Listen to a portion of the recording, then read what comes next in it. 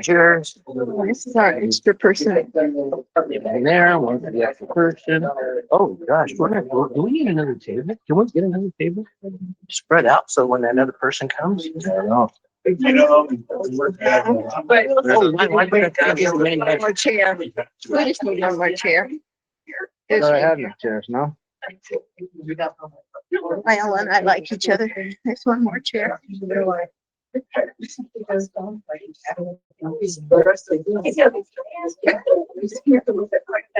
Sorry, why I didn't get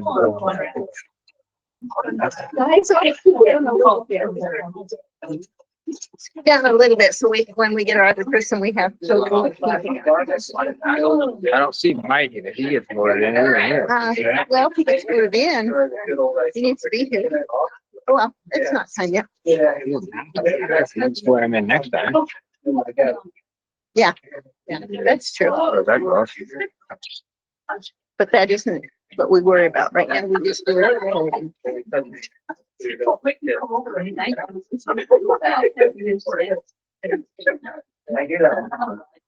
So it's recording right now. Great. 7.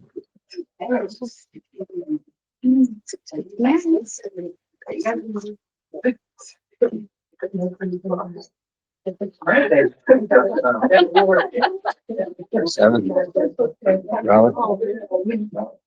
Yes. That's probably more accurate than any other I'm gonna than my text. watch. I want to text, what's his name?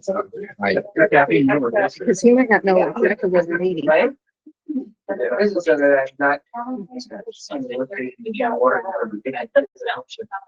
Yeah, yeah. Yeah, I did. I'll tell you, the very first day I suppose I had you look up with it. Really? Yeah, a lot of them is light beer. No, it's extremely light beer. Extremely like it's not even that, it's like rather than water. I'm like, yeah. Okay, ready? Like American. That's on? Yeah. We all good? Yeah. So this meeting of the Prospect Rural Fire Protection District Board is called to order February 17th, 2025. Roll call. Joyce Strickling? Lon Stockerbrand, Here. Clay Thomas, Here. Bob Scott, Here. Joyce Durkin here.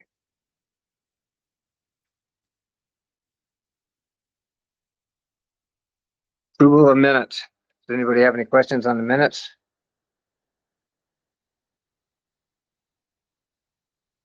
Can we get a motion to approve them? Motion that we accept the minutes for the meeting from last month. I second. All in favor? I. Aye. Any additions to the agenda? Bob? We didn't put on there that we need to do a resolution tonight, assuming that we get to a point where you guys decide to do a levy and what the amount will be. And so we'll need to do a resolution for that. So that can come right after the Levy discussion.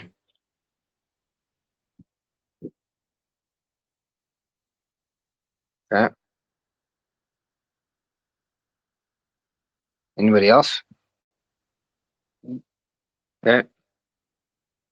Number 5, financial report, Mr. Jones.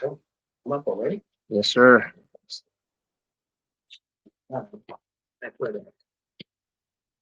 Okay, you guys got the monthly expense, income and expenses, and you've got the budget to actuals up through January. So I don't think you want me to go through this in detail, but you'll see that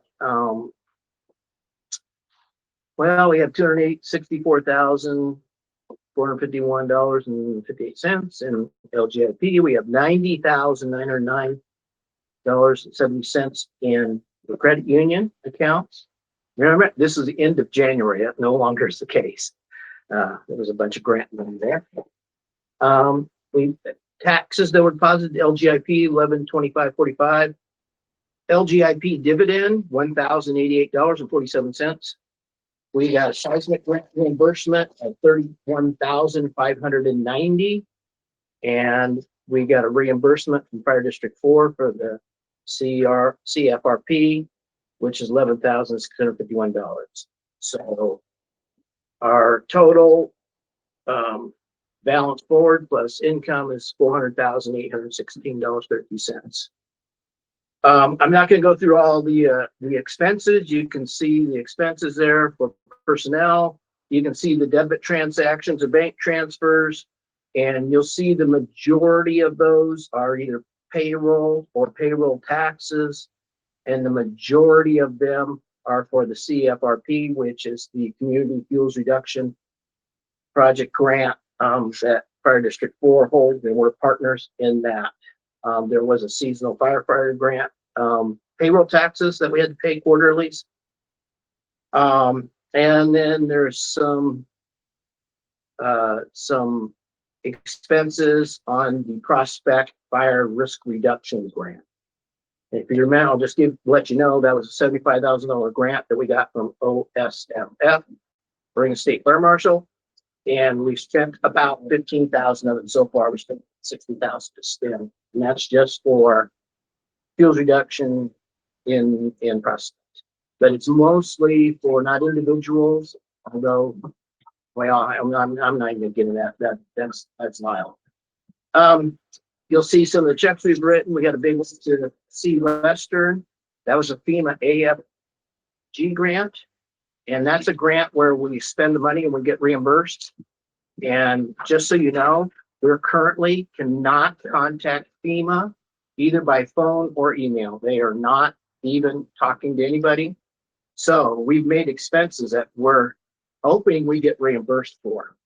We have a contract with them, but we don't know at this point. We don't know if we're going to see that money.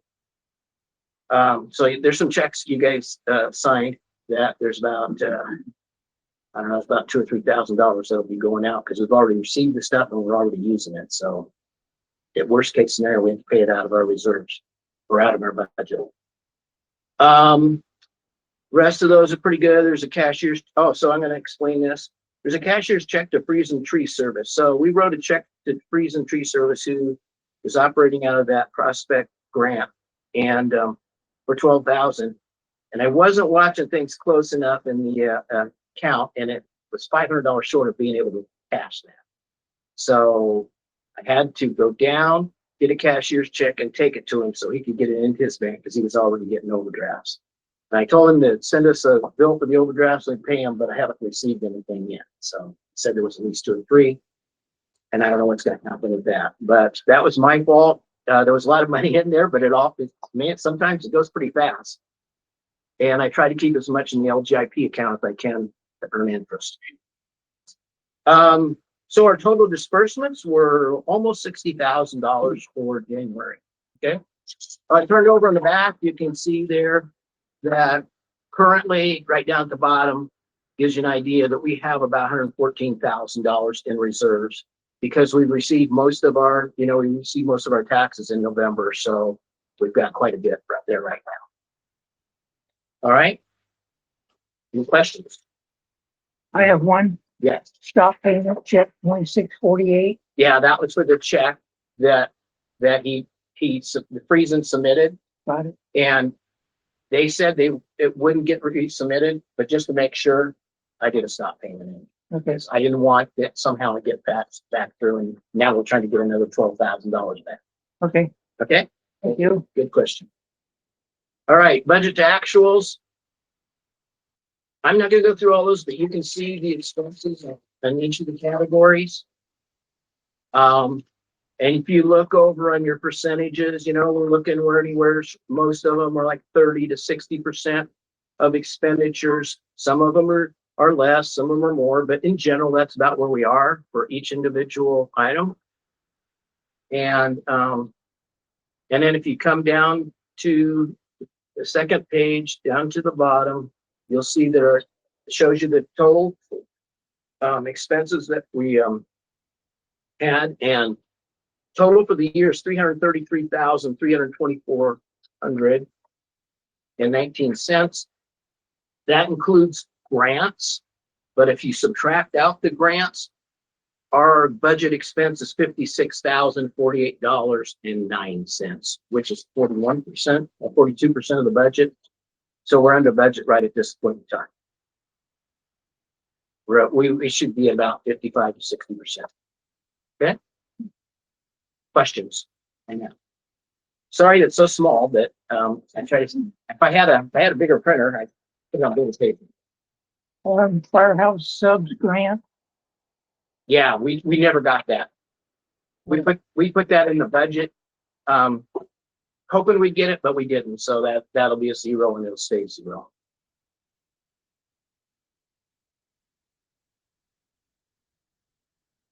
And just so you know, some of those, like the Prospect Community Fire Risk Reduction Grant, you'll see that it had a 0 in there because we originally did not budget for that, but we have to show it in our financials here. So I added in and I put a 0 because we never budgeted in the beginning. So, all right. Any other questions? Can we get a motion to accept the financial report? Make a motion that we accept financial report. I will second that. All in favor? Aye. Aye. Okay, Bob, you want to talk about the seismic project? Do we have anything at all to talk about that? Well, I just got a couple of notes here. If I can find my notes. Here we are. Okay. So the designs and plans are pretty much complete at this point in time. They've been submitted to the county. We paid our $3,600 permit fee. Osland is now receiving bids from subcontractors.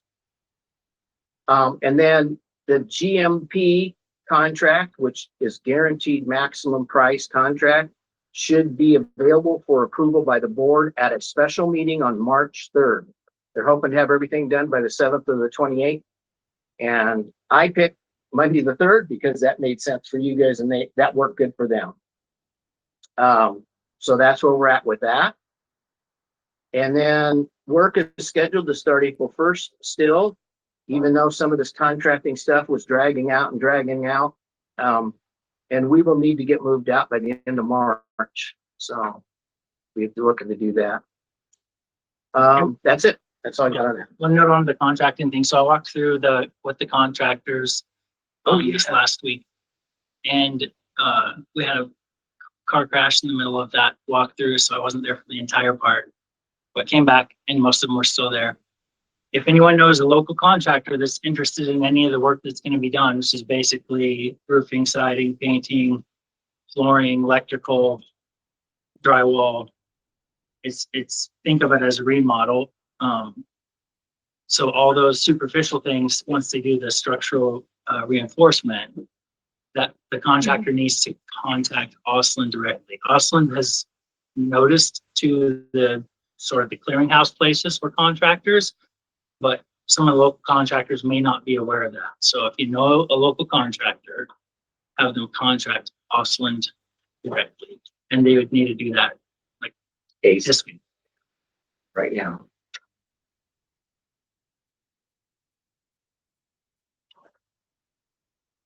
Anything else on that, Mr. Jones? Nope, that's it. Okay, so we need to have a meeting on March 3rd to approve this resolution. So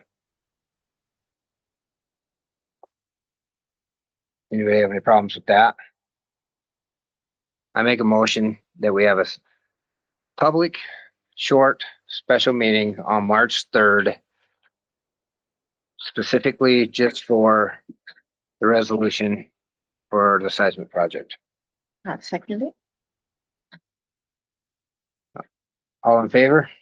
Right. So 7 o'clock, you want to do it at the library or you want to do it here?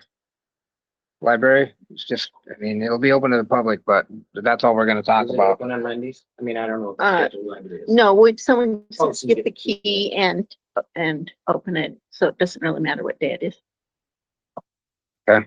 So I will make up a agenda and post it, and all we'll have on it is, Needs to go to the library. and it'll be at the library. And we need to sign a resolution for that, right? What we're doing? Yes. Yeah, we want to do a resolution because of contract. So you'll bring that and then we'll discuss it for a minute and you can explain it. And so if anybody wants to come, you can come, but that's all we're gonna do. Okay, so I'll make update that and post it. Okay. Seismic project. Number 7, resolution to approve the budget officer. Does anybody have anybody besides Mr. Jones that they would like to be the budget officer? No. I didn't think so, but I thought I would ask. That would hurt my feelings. No. Okay. Can I get a motion that we approve Bob Jones as our budget officer for this year? Yeah, well, we've got a resolution for this, so you can just. Okay, just do it then. Move the Okay, resolution. okay, You want me to read it or you just want to? I don't, Let's put it into the record. okay. Whereas the Prospect Rural Fire Protection District is required by Oregon budget law to appoint a budget officer to prepare, manage, and oversee the development of the yearly budget. And whereas the Prospect Rural Fire Protection District desires the finance administrator to be appointed as the budget officer, now therefore be it resolved by the Board of Directors of Prospect Rural Fire Protection District to hereby appoint finance administrator to be the budget officer for the annual budget process. Adopted this day. That's it. We need to sign it or not? No, Yes, you'll sign it and Joyce can sign it. And that you'll have to still vote to approve it. I make a motion that we approve. Bob Jones is our budget officer. I second it. All in favor? I, Aye.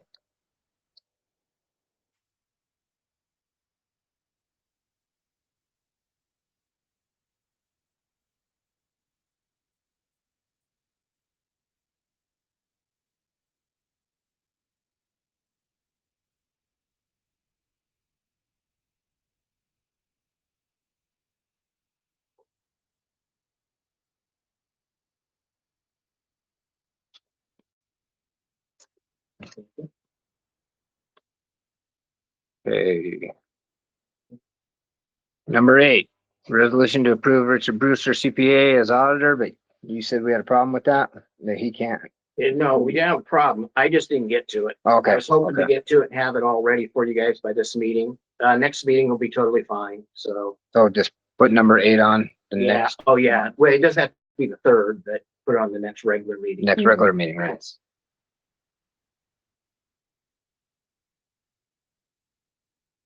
Okay.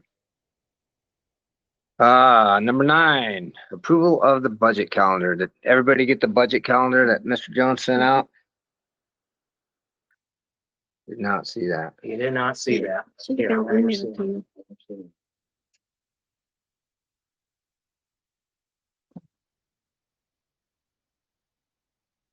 So the budget calendar just gives you all the dates when certain things have to happen. And key dates are for the budget committee to meet, which is in April. I'm not sure the date left. March 17th, Is it March 17th? approved budget committee. No, that's approved the budget committee because we have to approve some new people. Okay. So, but the first meeting of the budget committee is probably in April. You see that on there? You know, I looked at that, but I didn't actually look at a calendar. So here's published. I have to publish a notice of the budget committee on April 4th. The budget committee will meet to review of the budget and set the tax levy on April 28th. There'll be a second meeting if necessary on May 12th.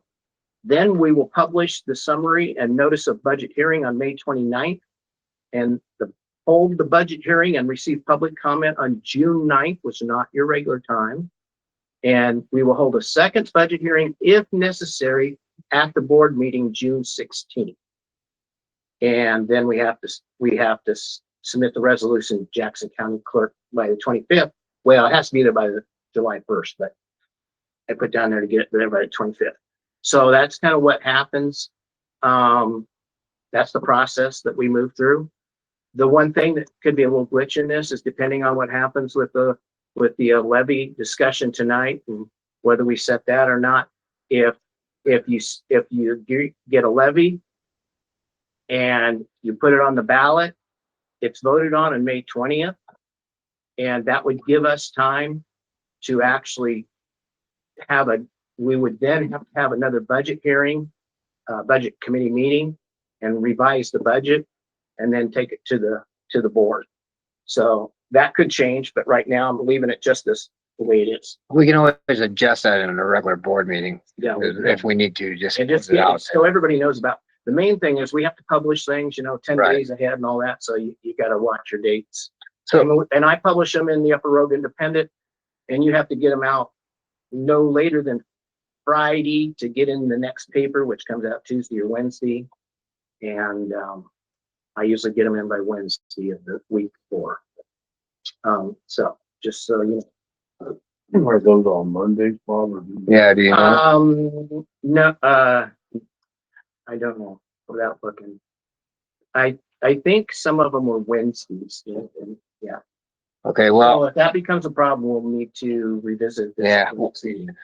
I should, That's why I gave this guy, I sent this to you guys, so you can let me know if you got a problem with it. That's why we're doing this now. So if there's a problem with any of these dates. And we usually meet, 7 or 6. We can, whenever you guys want to meet, we just have to publish that. So I know I sent these to you. I can send them to you again. yeah, I've But got let that. me know if there's a problem with any of those dates, and then we can adjust them. Okay. Okay, so we probably won't, Does that have to be approved today? no, not necessarily. Do we have a budget committee Well, we have, right now? currently, we have, trying to think, Karen was on it, so I don't have Karen. He's off. Paul White was on it, Ryan Cardula, Pam. Who else? Kathy. Oh, Kathy Kinson. So some of those are, their time's up, but they're willing to rerun. But I at least have one opening for sure. May have 2. If somebody really wants to come and do it, because I'm sure one of them would say, "Oh, feel free." Does the budget committee include every member of the board or just those that are interested, or how's it work? The budget committee includes the 5 community members and the 5 board members. That makes up the budget committee. So everybody should be at those meetings. And if you're not, then we have this complicated process to determine what a quorum is and what a majority is. And depending on who's missing on either the community side or the board side. And I've got a little chart on that. So we don't have to approve that tonight, but we definitely have to prove it by next meeting for sure. Do you guys want to just approve that tonight, and then if we need to make any changes, make them next meeting, or do you want to just wait till next meeting? And approve it? Wait till next meeting. What did he say? Wait till next meeting. is what Wait you till next said. time? Okay, I'm fine either way. Okay, Next meeting. so all of us, including me, need to look at that and make sure. Yeah, Yeah. you should have gotten it. I did get it, I just Okay. didn't look at the calendar to see if it was a Monday or a Tuesday. I looked at I read the thing. Yeah, and since, that's right, you work on Wednesdays now, so we Yeah. don't really want to do that, so, It's gotta be a Monday or Tuesday or a Saturday or Sunday for me, okay, we'll figure it out. but, We can make it work, okay, or we can do it without you. I'm just kidding. don't matter. That's It's not like we got tons of money to haggle over anyways. we don't. Okay, We got a lot of money, but we really don't. so that was number 9. Number 10, the chief's report. Okay, I sent a chief's report out a few days ago via email. I sent it to Joyce and asked her to forward it to the board members. Shoot, I didn't forward it. No. Well, here's mine. I saw it. Thank you, sir. Sorry about that. Oh, I'll take mine back. I was gonna give you one. So before I read the chief's report, just so you know on the numbers, I was asked a few months ago to do it. 3 or 4 days before the meeting. So the numbers, like how many calls we've had a number of calls since I wrote this report and tonight. So just so you know, it's not reflective of everything we've done. It's up to when I wrote the chief's report 3 days ago. Also, I sent an email out to all the board members, reminding them that I'm on month 30 without a contract. Did anyone not receive that email? I got it. Okay. So just for the records and for the minutes, I'm trying to set you up for success. If you ever want to hire another person to run your fire department, in order to get a quality applicant, you've got to be willing to put a contract together and work with that person.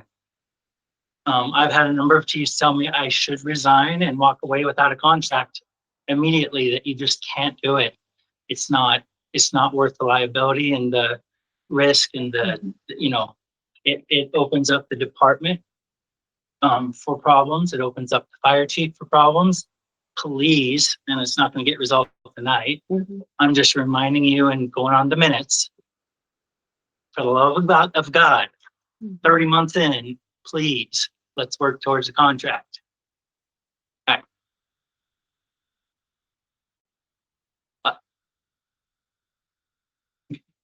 right. Volunteers, we currently have 13 responding volunteers, 4 specialty volunteers. The Volunteer Association just approved a new volunteer that's an EMT. He came to us from the Forest Service as an EMT already and wants to come on calls with us. So we've added him to the dispatch list into our text thread, and he'll be responding with us. And we have another application that was received that the Volunteer Association will consider the next weeks. Wow. Yep. Paper says 13, dude. Yep. So we currently have 13 responding volunteers and 4. Okay. I heard 13, but Oh, I'll turn my hearing aids up then. Sorry. Check those batteries. Chargeable, rechargeable, no battery. All vehicles are in functional order. All 3 buildings are secured and functional. The seismic retrofit, as Bob mentioned, is scheduled to begin on Station 1 first week of April. We'll be running out of with the Type 1 engine, and the water tender will run out of the bus barn from the school. We'll figure out what we're doing with the rescue vehicle for that construction period from April to September. We've had 17 emergency incidents since the board last met. 12 of those were medical calls, 1 motor vehicle crash, 3 fire calls, 1 power line problem call. Our volunteers continue to meet every Tuesday for drill. Fawn Powell has finished her academy and passed, but the actual graduation and certificate is this Saturday, right? Up in Richmond. Christopher King and Mike Gatewood, if I'm not mistaken, are scheduled to do some training in Salem this weekend. So DPSST, which is the organization which all of you have, any public member can go and look and see who the chief, what training the chief has, or what training Mike has, or training Christopher has. You can do a Google search to DPSST. They've been up and running for years and years now. And they keep track of all the training that we do and all of our certifications. They also offer training free of charge often, and this one is a free of charge, and they actually provide housing. They have a campus up in Salem, and they actually had 1 spot, but on scores us in two folks into that 1 spot, and they're going to be attending extrication and something else. fire tactics, I think. Fire, yeah, so they're gonna do extrication, which is kind of coinciding with the extrication that we're gonna be doing tomorrow, right, with Shady Cove. So we're doing, Shady Cove is gonna be up here and have a conversation with us. We're gonna get the classroom stuff in Station 1. And then everybody that attends the classroom stuff tomorrow will be eligible to go to the hands-on training down in Shady Cove to use our gear to Terran's cars. And I'm not sure if they're broken when we get there, but I'm sure we can let that when we arrive. So we can make it. Our friend at Shady Cove Towing brings us the vehicle whenever we want one. We have one sitting at Station 3 right now, ready to practice on.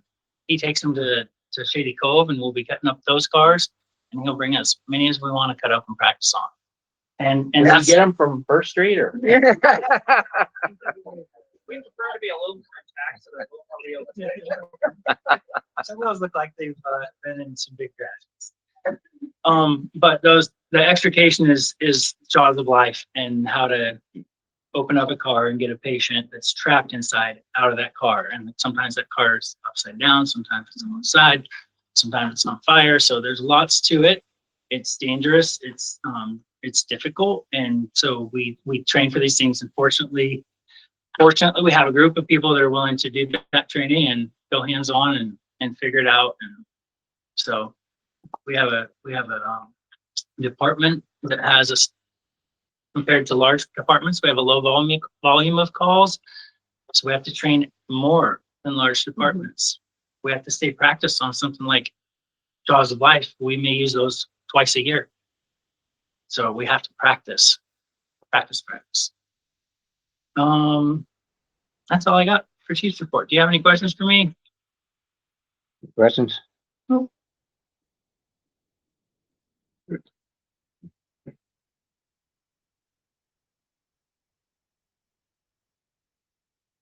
Okay, number 11, the empty board seat. So you said we only have 2, right? Yes, we had 2. Well, we actually had 3 people send in applications.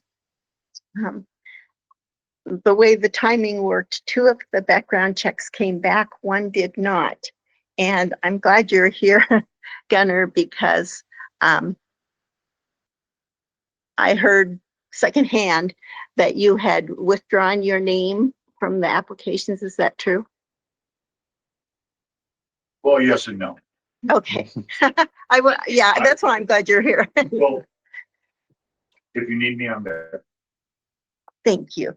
And I really appreciate you putting your name in and your willingness to serve in this way. We all do. Mike Pearson also filled out an application. He's not present here now, but he filled out an application, and Pam Lee filled out an application. Both of their background checks did come back. And the only reason yours didn't is because they were out of the office a couple of days last week. And of course, today's a holiday. So it was just a matter of the timing of it that it didn't. That's all right. All right. I've got a concealed carry. Yeah. I wasn't worried about, I'm just trying to explain I get it. the fuzziness of all this. Okay. Okay. So that being said, we've got 2 people to discuss if we want to vote on Pam, is it Pam or Pamela? Pam Lee or Mike Pearson. Anybody want to discuss anything, or should we just? Well, either one would be very good. I don't know, are we supposed to do a motion first and then discuss, or are we Are just we going to get discussing to see first? the applications? You should have, I sent them to you. I did forward them to you, the applications. I didn't get it.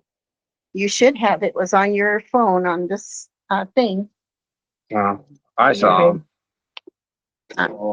The only thing I didn't get was the second or third page from Mike. I guess it was an attachment that. That was his military The stuff, attach- right? Doesn't, yeah.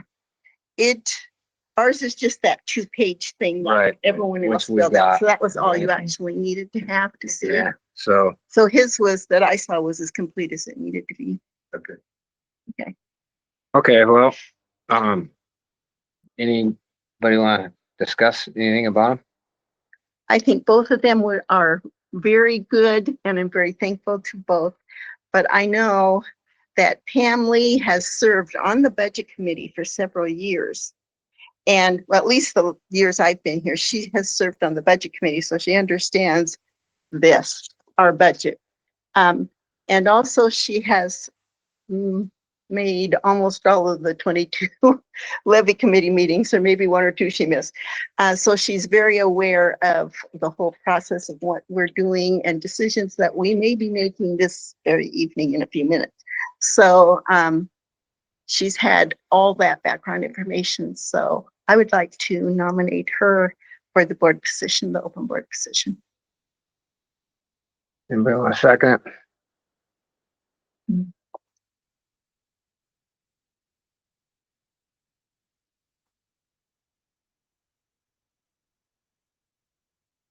No seconds? I nominate Mike Pearson for the empty board position.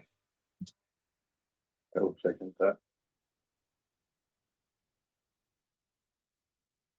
All in favor of voting Mike Pearson onto the Prospect Rural Fire Protection Board? Aye. I abstained because I didn't see the application. Aye. I'll write this down.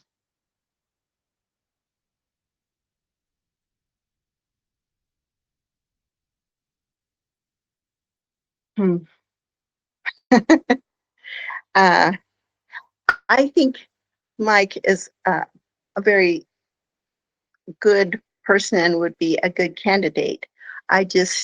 Well, he's not even here. And so this could really affect what we're doing with the levy discussion.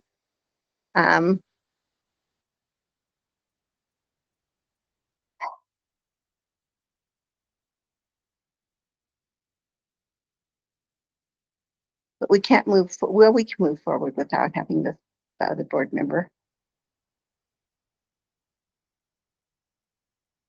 But when Bob reads it, if he's going to vote with you guys, then it doesn't change anything anyway. Can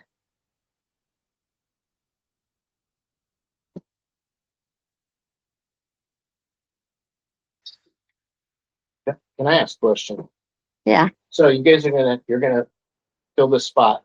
And I thought you wanted to get it filled tonight, so you had a full board. That's right. for this. And I would have thought that if somebody was gonna be on the board tonight, they would be here. So I'm just saying it, and nobody said anything about Mike as far as what his qualifications were. I know you guys have obviously read something. None of us have heard your reason for supporting that. So could that be possible? So we have, so everybody has to understand why. Did somebody pull that up? I mean, I'm only going off. I'll tell you. I'll tell you why I want to vote for him. Because I know him. I think he's got a lot of integrity. I think he thinks for himself. I don't think he's going to be a rubber stamp for anybody. He's got like 24 years in the military, and I know the man, and he's got a lot of integrity. And the three things I said, I know him. I think he's got integrity, and he thinks for himself. And to me, that's a slam dunk.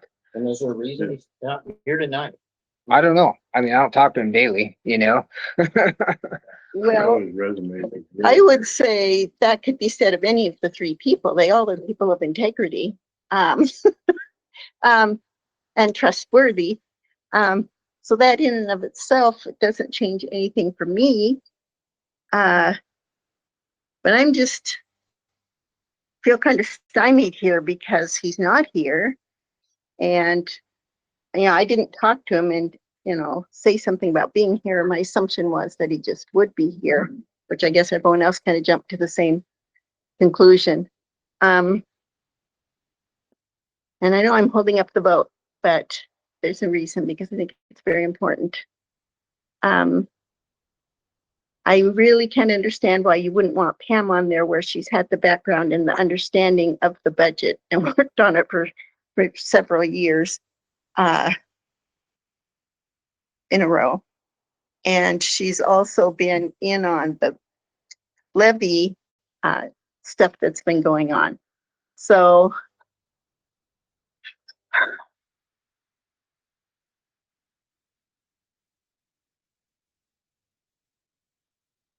I hate for us to just be short another board member, but we're short another board member anyway. If we vote him in, he's not here. So that doesn't really change anything.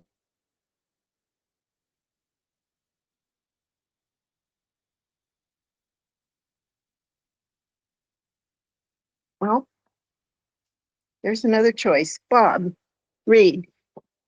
There's the applications.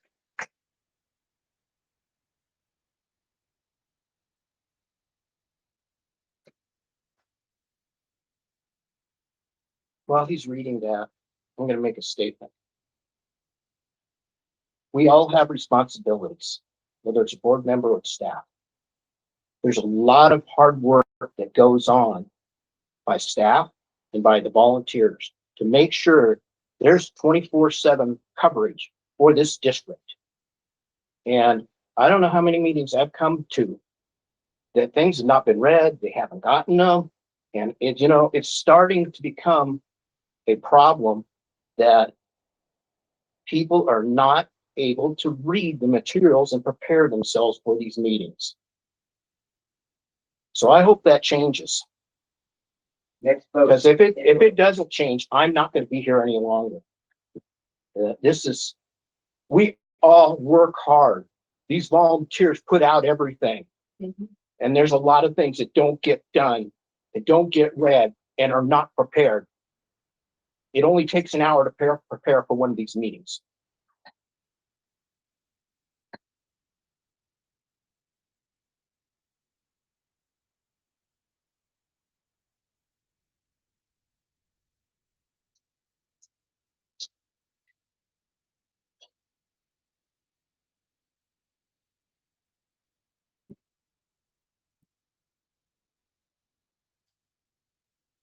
So side note, if anyone needs the restroom, I will escort you through. It's real easy to find. Just come this way, wink, I'll take you that way. Show you exactly where it's at. Just or hit me or something as you go by. Let me know.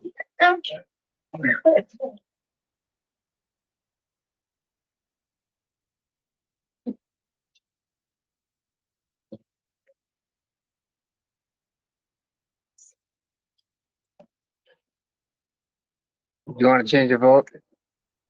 After reading those two, I'm like most everybody else. I wonder why Mike is not here.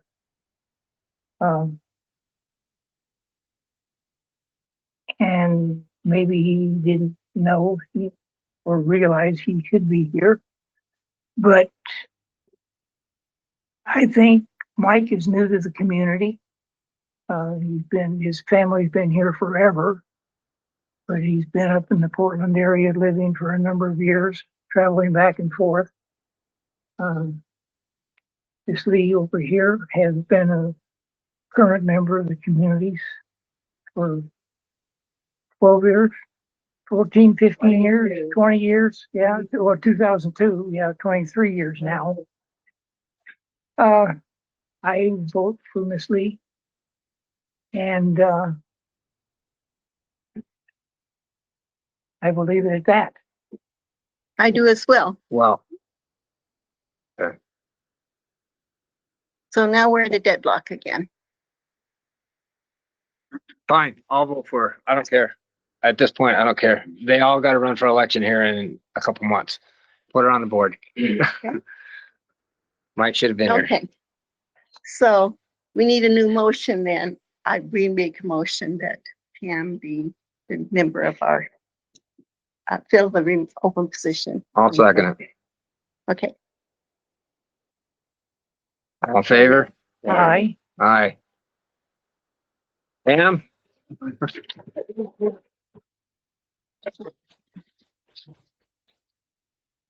Thank you. So you can sit down, but we got to swear you in. Okay. So she repeats after you. You gotta read the repeat. phrase. All right. Right.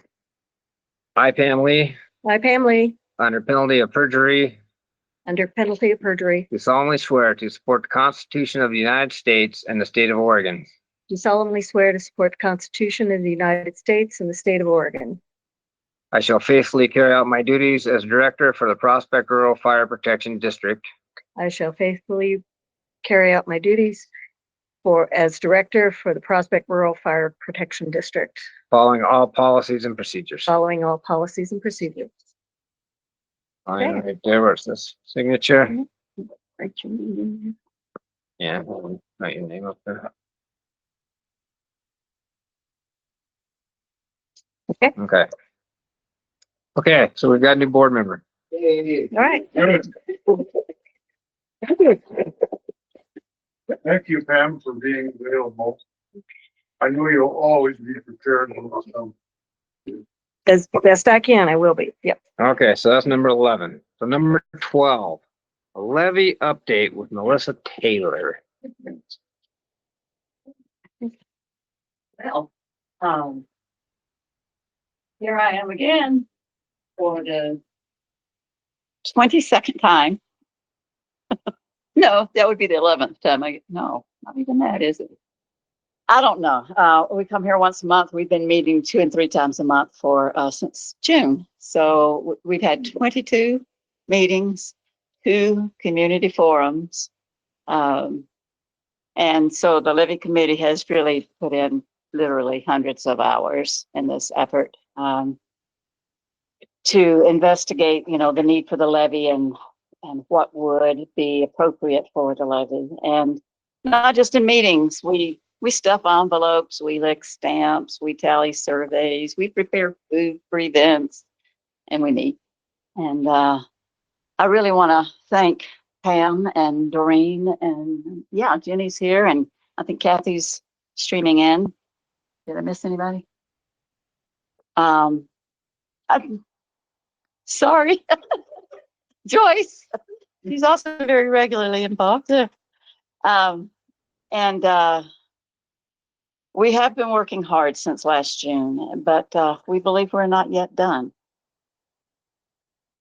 We're willing to continue working on behalf of the department to pass our recommended levy proposal right up until the May 20th election. We have conducted an extensive process to gather community feedback.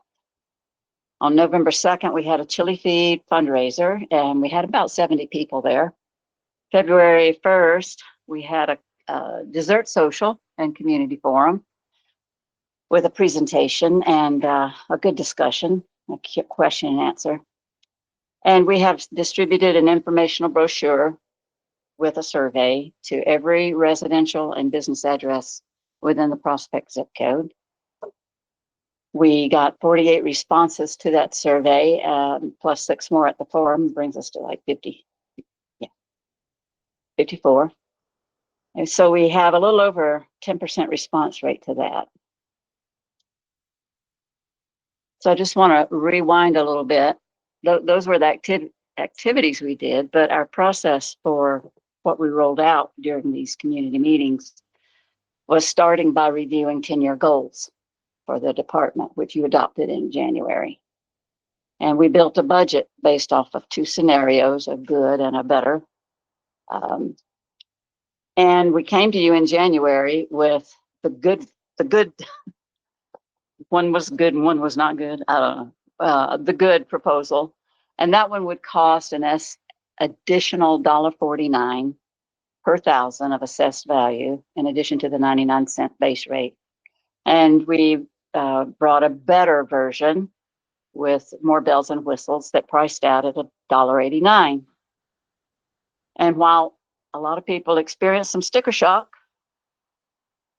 remember that what you could get for $1 in 1963, which I think was when the rate might have been established, it takes $10.31 to buy the same, for that same dollar today.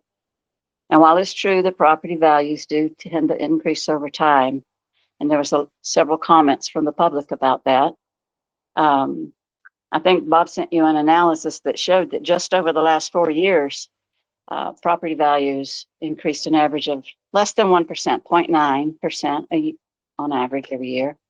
And inflation was, 4.9 a year for the last 4 years. So we're kind of losing ground there. So it really, even though the system is set up to kind of keep you on track, it really hasn't. So anyway, we decided to go ahead and take those proposals, the good and the better, the $1.49, $1.89, out to the public. And so when we went to the November 2nd chili feed, we got feedback from about 70 people. And then the surveys, as I mentioned, we got 48 of those back and had about 50 at the at the dessert social. Let me go down this way. And I want to just give you a copy of, some of you probably already seen this. I put it on Facebook. Well, I put part of it on Facebook. Out there. I went back and I looked at the top one is what we just recently got at the community forum and survey. Yeah, I don't know. Man, nothing too bad. Well, I just said. So this is the most recent feedback we got. This was the bottom one is from the November chili feed. And I was really struck by how similar the results are in both of them. There's some differences, but they're pretty similar. I have a couple extras here. I can, if anybody wants one. No.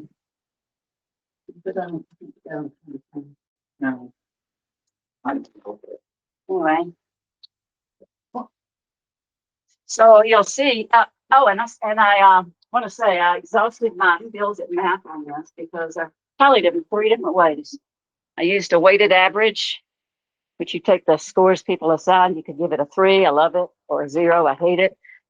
And I took an average of everything by the weight and divided by the number of responses, because we hoped everybody would answer every question, but they always didn't do that. And then I also just did a straight tally of how many people responded. And then I did an unweighted average. They came back the same. So my math is, it works any way you cut it. And the order stayed the same, but you'll notice there is a little bit of difference. And the biggest difference is that the funding for complying with audit requirements actually came up from dead last to like number 4. I think people started to understand the need for that and that it could jeopardize our ability to get additional grants.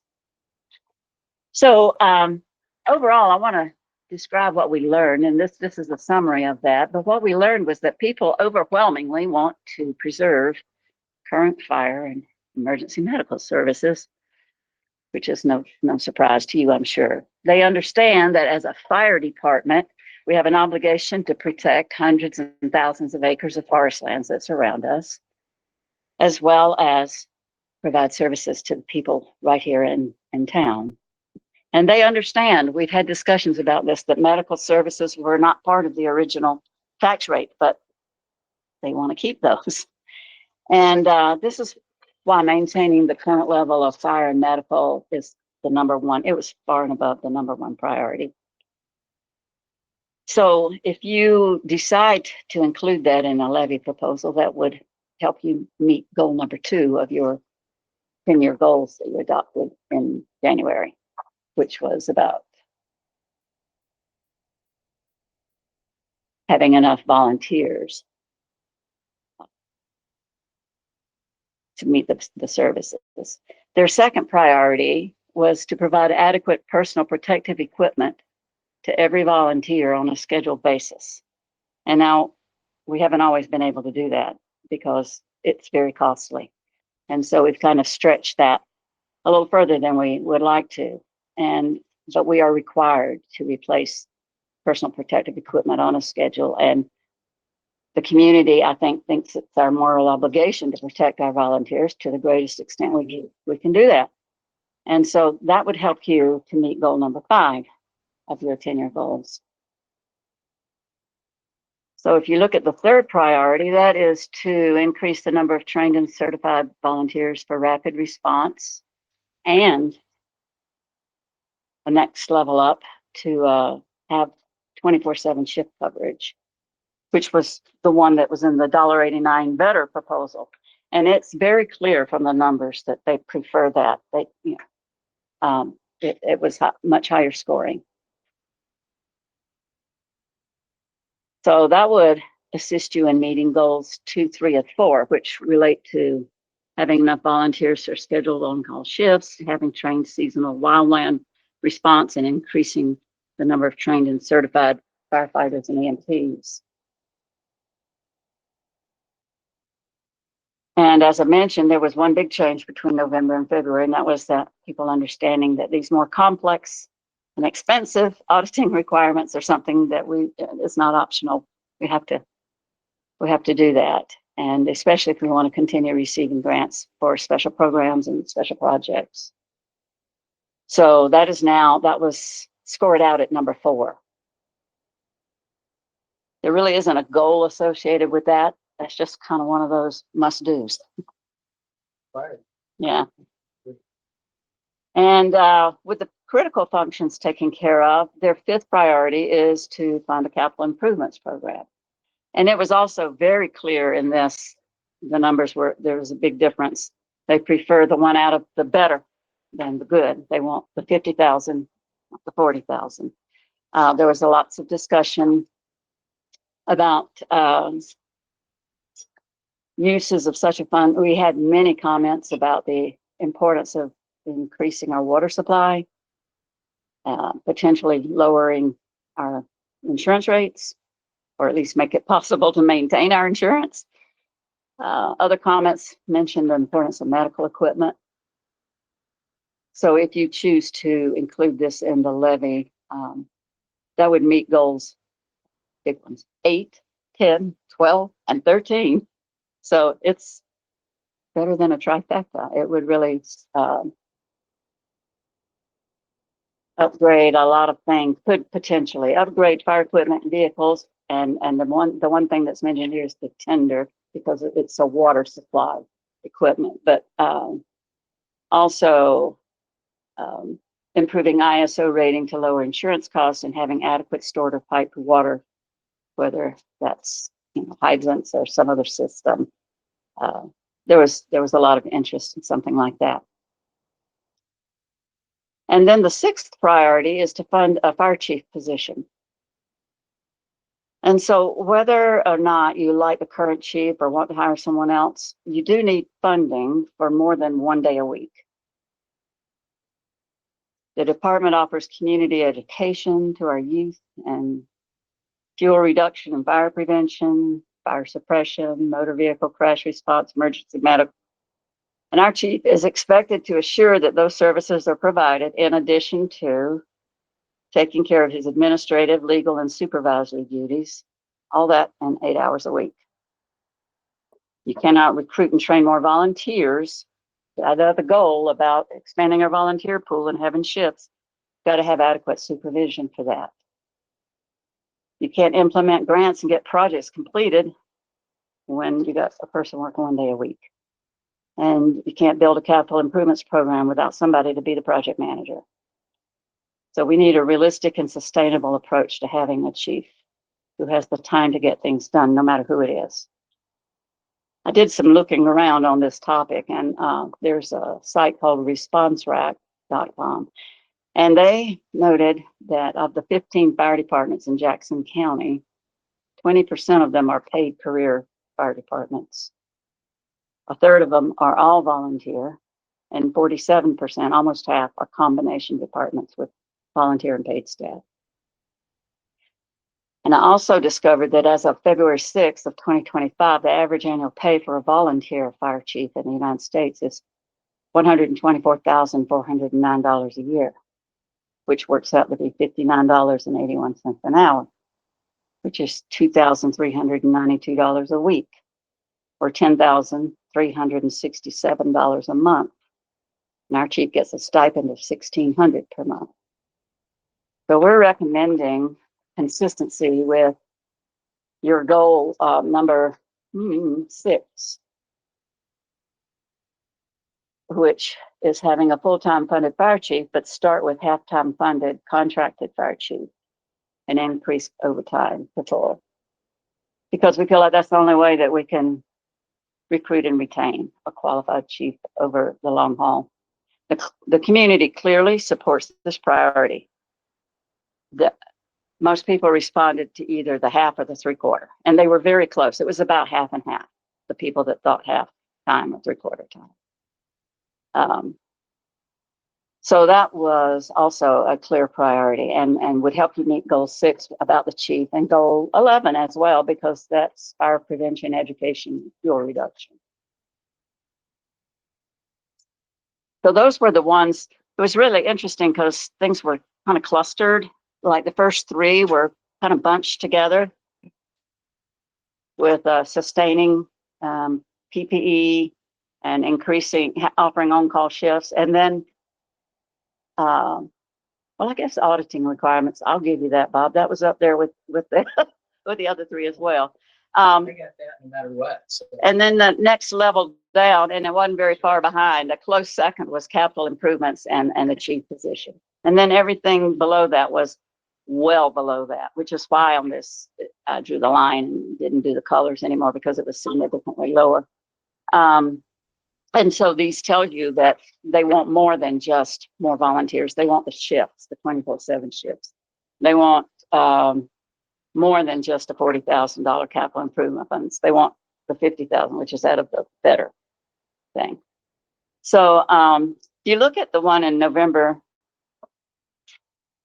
it's pretty much the same thing. And it was done, it was just a dot exercise and we tallied just the numbers there, but it's pretty close to the same order. So I feel like we've gotten a pretty consistent measure of what people are saying is important, what we need to try to do. It looked like to me they picked, one from column A that was good and some from column B that was the better one. And so what we did was we came back, and after we got this feedback, we revised that proposal. And instead of the original, we came in here, I think it was in January, and recommended the $1.89. We felt firmly that that was what was needed to try to meet those 10-year goals. We wouldn't be able to meet all of them within that time frame, but it would come darn close. So after getting this feedback, we realized that we could be a little bit more, tailor this proposal a little bit. And instead of the $1.89, we were able to bring it down 50 cents to $1.39. So we also learned that there's a lot of confusion about how taxes are figured. And we let folks know, try to help them understand the difference between their assessed value and their market value. And just as for instance, on this $1.39 figure, a person say they have their own mobile home in a park, they would probably pay around $2.89 a month, roughly, for a nicer mobile home. A person living in a home that's assessed at $100,000, which is probably a $200,000 property or thereabouts, that would likely be a rental. They would be looking at an additional $11.58 a month. And then above that, you're looking probably more at straight home ownership, and somebody with the property assessed at $350,000 would pay an additional $40.54 per month. And that would be for roughly a $500,000 property assessed at $350,000. And the feedback we got, most people told us that they were willing to pay another $20 to $40 a month for these, to maintain and improve our services. And most people would probably end up paying less than that, a bit less, quite a few of them, depending on their property. And I'm just going to take a little side turn here and just say I'm a widow, I'm a senior, I'm on fixed income, and I have a mortgage. I'm not looking for ways to increase my expenses, but it's already happening. Over the past 6 years, I kept wondering why, I kept always feeling broker and broker at the end of every month. And I realized I checked into my escrow accounts, what's eating me up. And my payments have increased almost $250 a month. And I looked into what that was. $50 of that is taxes. The other $200 is from insurance. And I'd be willing to pay a levy of $40 if it could at least stop that from escalating so rapidly. And I feel like I'm lucky because I haven't been canceled, and a lot of people have experienced that over the past year, especially. So if you approve a levy of $1.39, Prospect will no longer be at the bottom of that list of all the fire districts in Jackson County for their levy rate. We'll be next to the bottom, but we won't be at the bottom. And that would be a levy, including the original 99 cents of $2.38. So it's still a bargain to live in Prospect. The committee wants to strongly recommend that you adopt this revised proposal at the rate of $1.39, because it will meet the priorities that were identified by the community, and it will do so for a reasonable cost. That will help you meet goal number 1, which is to pass a levy to sustain the fire department and to make gradual improvements. I have heard concerns from some about the fact that the levy revenue may not be used as is intended, but there is a process in which you will describe what is in the levy for this resolution that you're going to be looking at. And there's also a ballot title that would have to be filed with the county that would also describe what the purpose is. And it's going to be in the voters pamphlet so that folks will know when they get their pamphlet. So people will know what they're voting for, and that will help to hold future boards accountable if need be. Hopefully won't need be. Fear of what others might do in the future won't get us where we need to be. And so we believe as a committee that with this proposal, you can make it possible for people to have that faster response when they are experiencing a fire or medical emergency. And you can make it possible for people to keep property insurance and possibly lower or maintain their payment rate for current insurance cost. You can keep the department eligible for outside funding to accomplish needed improvements. And you can make it possible for people to know that there's adequate supervision and management of the department to allow these improvements to become a reality, because there's dedicated time for that. The community would be grateful for your support to make these things happen. The levy committee, we all feel, we have a lot of confidence that this proposal will pass in this community. We feel like the community will support it. We've talked to a lot of people, and we're willing to continue working along these lines all the way up to the May 20th election date to inform the community about the needs of the department, why they need to support this levy, and how it will benefit them. So that's what we are recommending and hoping that you will do with your deliberations this evening. And I want to thank you for your patience and your attention. Appreciate it.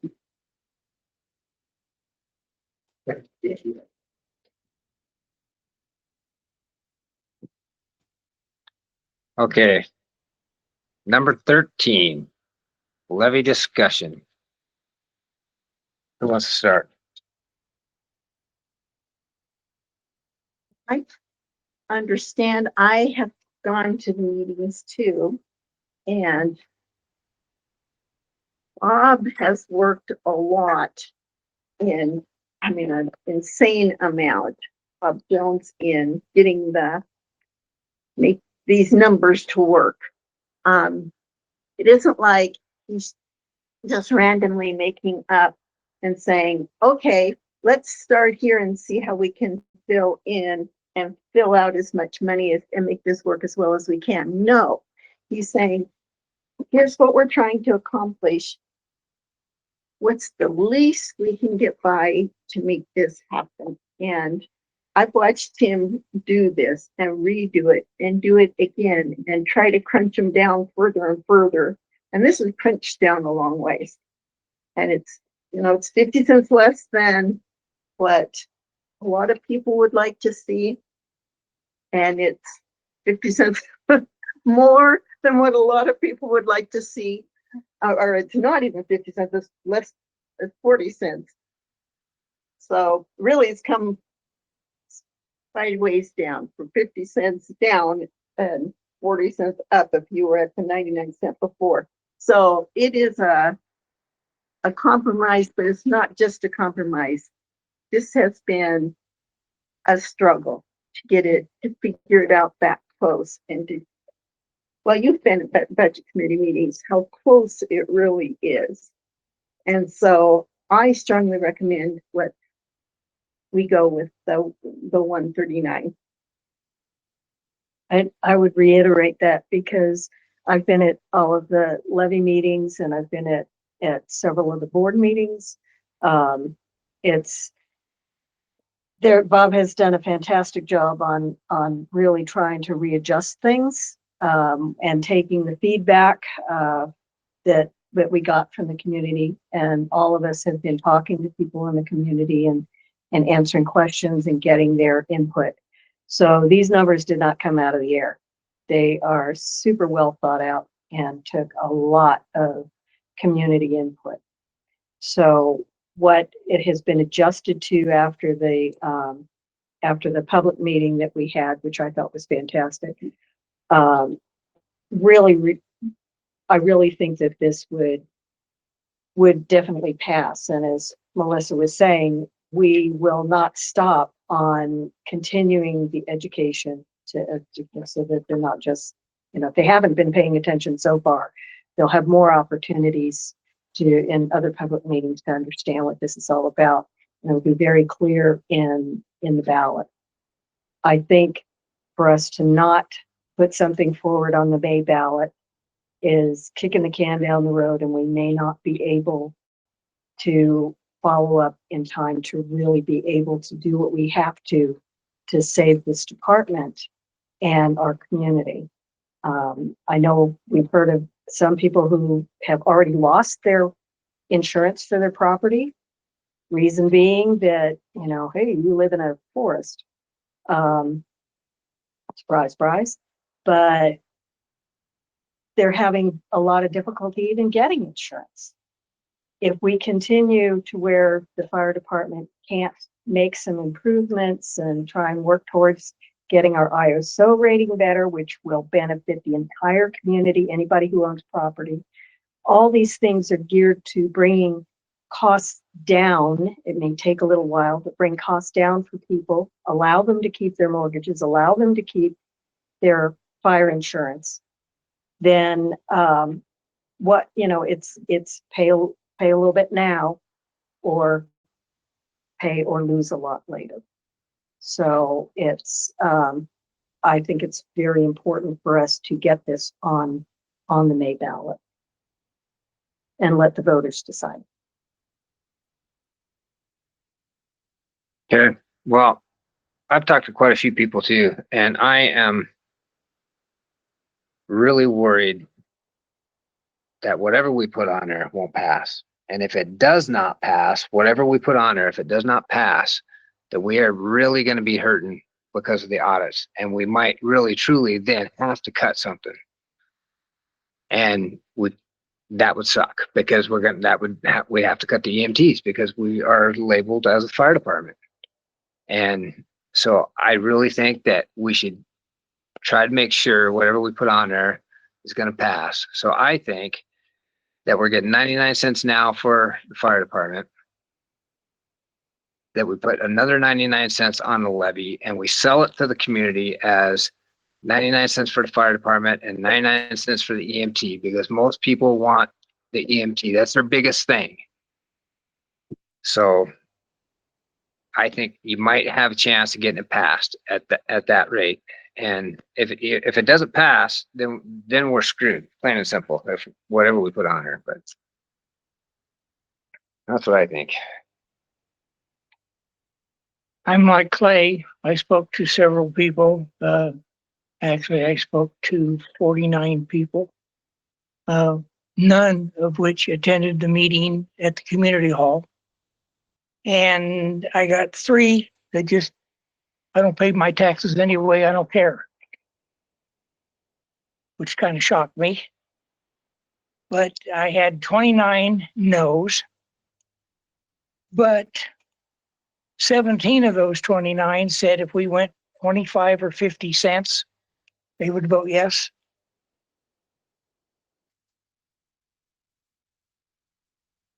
So that's where I feel that the community is not going to spend another $1.39 on top of the taxes that we now pay. I pay $158 a year to the fire department on my property. And at $1.39, my property taxes for the fire department would go basically up $100. Go to 250.20 to the fire department. Jackson County is looking at a $30 million countywide tax for a new jail. Basically, it's the same one that failed 3 or 4 years ago by 70% to 25 or 29, whatever it was, failed miserably. But it's going to be on the ballot from what we understand again. And it's going to raise our property taxes probably $2 to $3 a thousand if it goes through. So that's all I can tell you.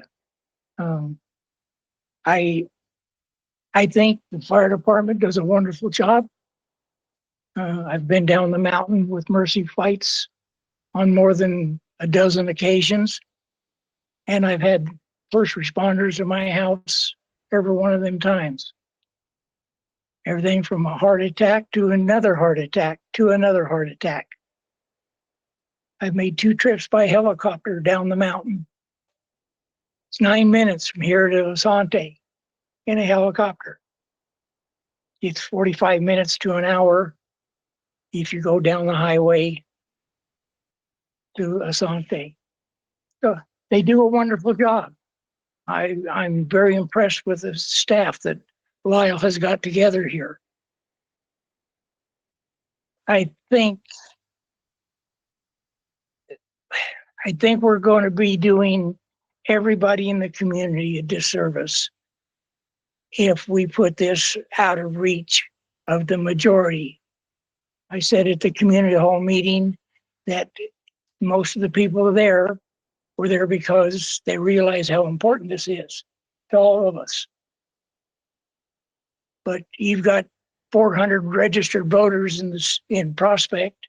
You had 50 of us basically at the community hall.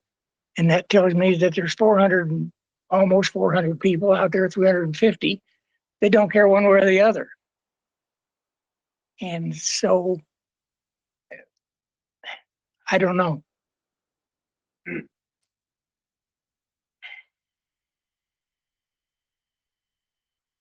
First off, thank you, Levy Committee, for the work you've done. I appreciate it. It's opened a lot of people's eyes. However, I don't want to be doom and gloom either, but I heard Melissa say that you had 70 people at the fire department and you had 50 people at the community hall. So in my book, that's 130 people out of the 400 registered voters in Prospect. Those 130 people aren't going to be enough to pass that levy. And I know we can get out there and do a lot more work, right? But what I've heard is similar to what Bob's heard around town. There's people in this room tonight that thought that $1.49 levy that you were asking for was the total sum, not plus the 99 cents we're already paying. And there's people sitting in this room that really believed that until they were actually told. I'm not going to tell you who, Lyle. I'm not going to put them on the spot. And clearly defined. Very clear. It's been spoken slowly and clearly, over and over. Well, I'm here to say that they didn't know. And so when they were told, it's like, wow, my taxes are going to go up that much. Yeah, I heard Melissa say a little while ago that mine are probably going to be $40 a month, or maybe not, maybe $30. Over time, for a year, that's $400 to $500. Yeah, I'm retiring and I'm going to have to tighten my belt just like everybody else. How many other taxes do we have coming through? Like Bob said, you know, is the sheriff going to get his new jail and we're all going to be paying more tax? I said in the beginning when we asked to do this budget committee, this levy committee, that I thought we should double our taxes for the fire department. We're getting 99 cents. Let's go for another 99 cents. This is a 5-year levy. And I realized that we have a 10-year goal. In 5 years, we can ask for another levy. that maybe can get us some more money to meet that 10-year goal. I feel right now, the way the whole economy is, the whole world is, we're not going to get the votes. I really don't think we're going to get the votes to go for the $1.39 on top of the 99 cents. Let them decide. I'm going to say it, let them. Decide. All right, I vote no on the levy. No, not like You're going Oh, to. hey, settle down, you guys. So Okay, So so put them both on the levy and let the people decide. You can't do that. that's not a choice. We have to give them one choice. We voted unanimously, I don't know, several months back, that we would allow, everyone on this board said, yes, we will allow the community to vote. So to not put a levy out is going against what every person on this committee said they were willing to do. Okay, so we're at the point where we need to say, what is a realistic, legitimate amount to ask? And the people I talk to say $20 more a month, which is most people around me. $20 more a month, yeah, I can make it work. Almost everyone can make $20 more a month work. Don't eat, you take your wife out for dinner once a month. Do something one fewer times or something. You can make $20 more a month work. Most people can. So if it's a difference between, 99 or 139, so 40 more cents out of each thousand, most people can handle that. And if they're willing to go for the one, they're willing to go for the other. It isn't that much different. See, it isn't like the ones like you say who say, I've never paid my taxes. Well, you're not going to change that. Or probably the don't ones vote who either. say 25 cents more is all I can afford. No, they're not going to go for it either. But people who are realistically trying to keep our medical, which everybody wants to keep our medical, say, yeah, there is no Santa Claus. Nothing is free. And most people can pay $20 more a month. I know as a business owner, my bottom line taxes for the fire department are going to go up significantly every year. And not that that is really easy for me to pay, but on the other hand, I can't afford to lose my insurance. I would lose my business. I can't afford to not have medical. I have Arcos and myself that are getting older that depend on, the medical coming over. They've literally in the last few years, they've saved 2 lives at our park. And that's invaluable to me and it's worth every penny. I think that what this board needs to decide on is putting this on the May ballot or not. Not necessarily the amount, because the amount has been gone over in meeting after meeting after meeting.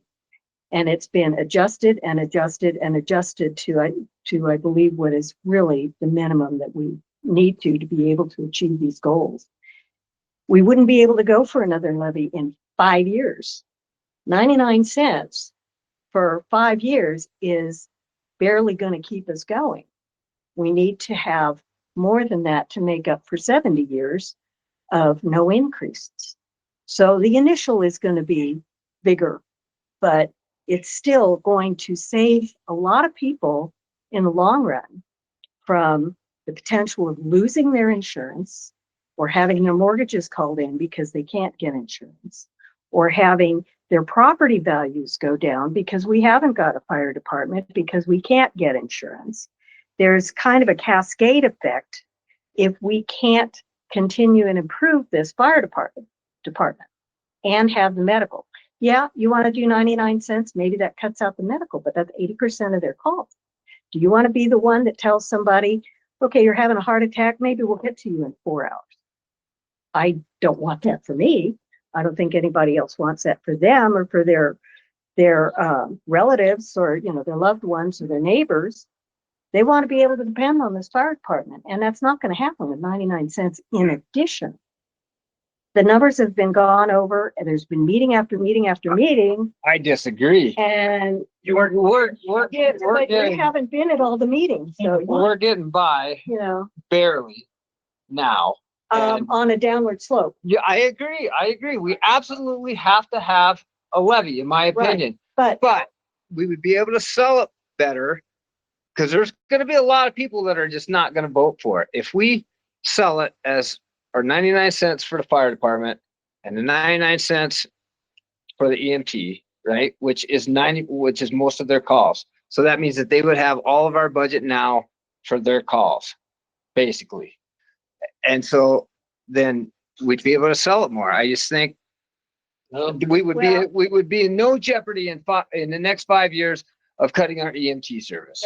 the other thing to realize is that it doesn't take 50% of the eligible voters. It takes 50, am I correct, Bob? It's Yeah, this is not double majority. 50% of This is simple whoever majority. does You vote. don't have to have 50% of the voters vote. So a lot of those people who don't pay their 120 taxes probably don't 120 vote. votes could make it pass. Yeah, well, what's the vote? 100 could do it. Well, so here's the thing, sorry, but you three gentlemen, this is the one part that you didn't get grasp, and I want to help you with this. The people that showed up at the fire department for the chili feed, the people who showed up, these are the ones that'll vote. The ones who didn't show up either don't pay their taxes or don't care enough about what's going on to show up. How can we expect them to vote? If they don't care enough about their community to show up to get information about it, how can we expect that they're gonna actually show up to vote? The people who did show up overwhelmingly said, I will pay this because I don't want to die.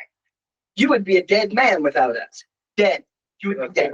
Okay. I agree. Okay. Clay have said Okay. publicly that you wouldn't want people to come to your house. How can we trust anything you say?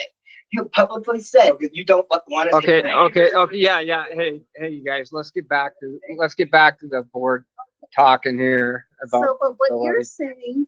what you're saying, Clay, is 50% for the fire department, 50% for the I think you can medical. sell it However- easier that way to the however- voters. 80% of the calls are medical. So you could say, but it costs a lot more for medical because we make more medical calls. So if we're selling it, we just say we have to have more for medical than for fire because most of our calls are medical. Yeah. So maybe that would be a way we could sell it. See what I'm saying? Yeah, I see what you're saying. But I still think that 99 cents extra. So what are you gonna put in the budget at 99 cents? What are you cutting off for? What are you cutting off and what are you gonna put in? Because here's how it works. Let me explain something to you guys. You don't determine that we want a certain rate and then you figure out what the budget is. That is going at it at the wrong way. You develop a budget based on what your goals are and what you want to accomplish for the community. This board is here to do the best for this community and what's the best for it when it comes to fire and medical services. So when you do that, you set goals and you try to determine what you're going to accomplish over the next 5 to 10 years.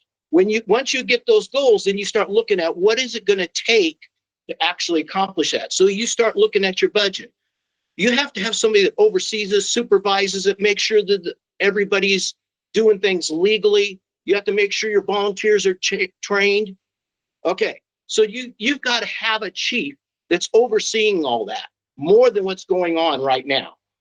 The next thing is you have all the administration, the reporting, the requirements, the OSHA, all those kind of things are all required by the state, okay?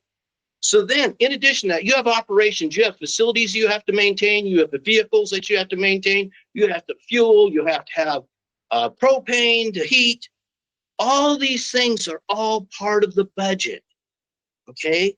You have grant expense, well, skip that, grant expense, that's extra. But we have insurance, audit, and what's the third thing? I can't remember. There's 3 things in here. Well, no, that's right. We already took 10,000 out of the budget to lower this out of PPE since we were lucky enough to get some grants to get PPE so that we're fairly good right now, although we have 2 more coming on. So we're gonna need money for that. We're gonna need some more money for training. We've never had contingency hardly in our budget. Like last year, we had 8,000 contingency. Guess what? We were taking 8,400 out of our reserves to balance the budget. Okay.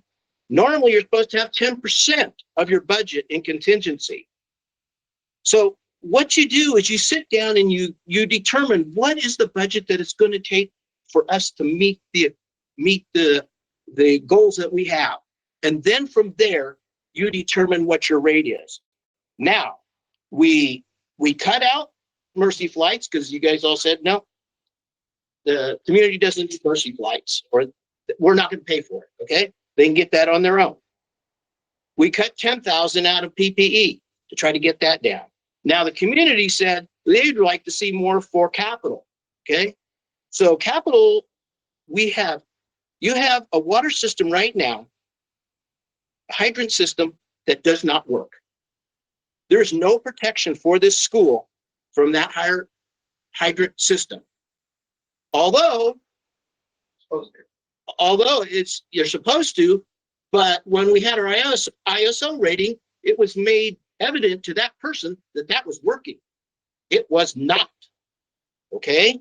It was not working at the time of the ISO thing.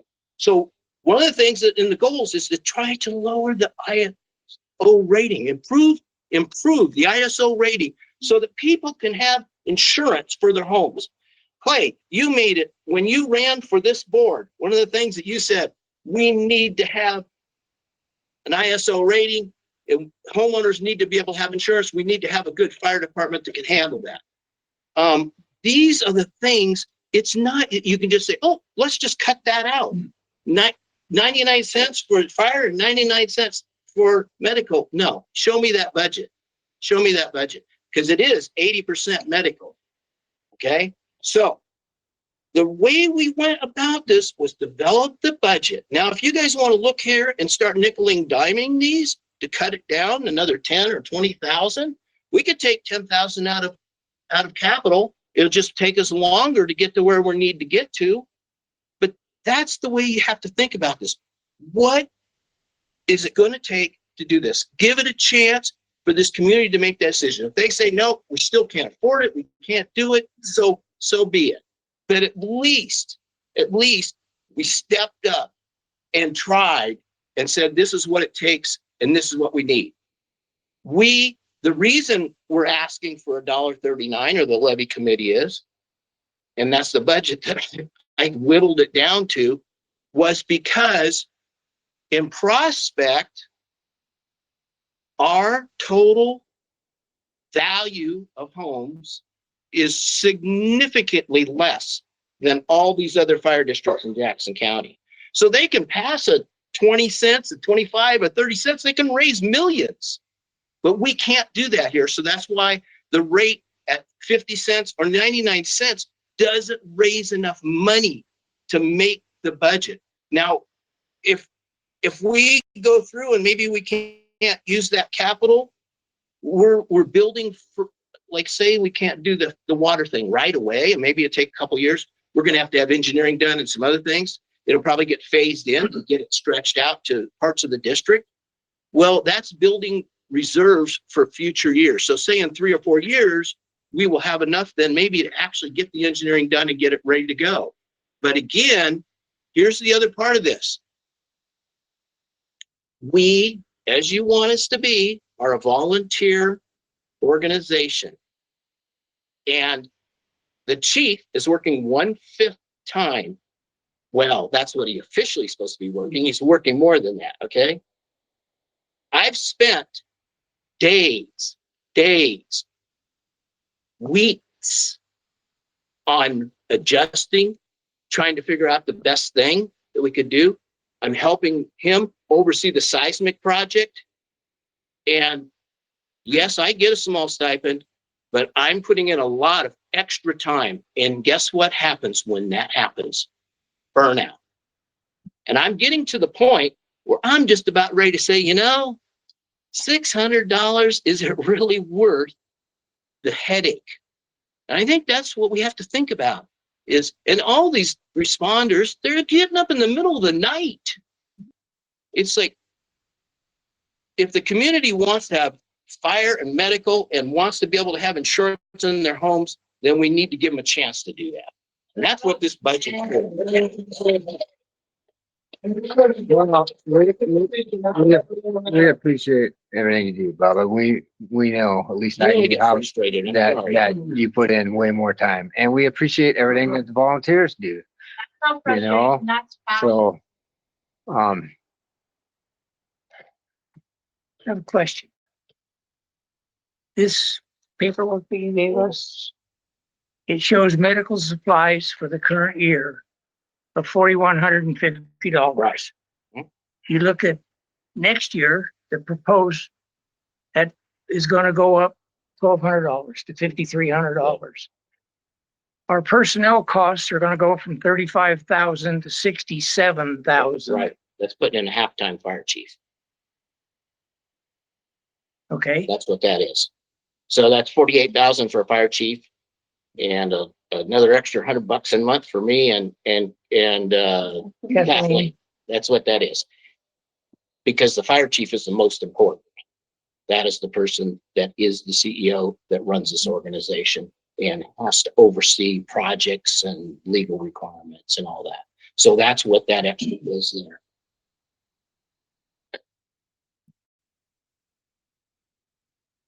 And if you guys don't want Lyle to work here, you need to get another fire chief. And the only way you're gonna be able to get one is to have a contracted one, because you can't afford salary probably.